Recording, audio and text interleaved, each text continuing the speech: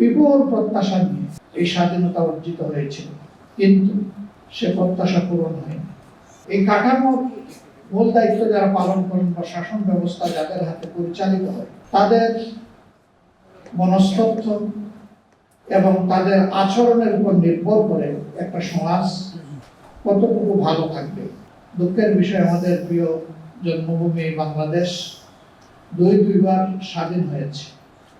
47-এ একবার, 71-এ এক। বিপুল প্রত্যাশা নিয়ে এই স্বাধীনতা অর্জিত হয়েছিল, কিন্তু সে প্রত্যাশা পূরণ হয়নি।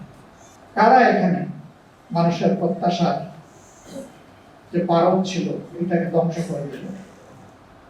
এটি সাধারণ জনগণ নয়, বরঞ্চ দেশ পরিচালনার দায়িত্ব যাদের ছিল তাদেরই ব্যর্থতার কারণে আজও আমাদের দেশে কোনো সামাজিক শৃঙ্খলা প্রতিষ্ঠিত হয়নি।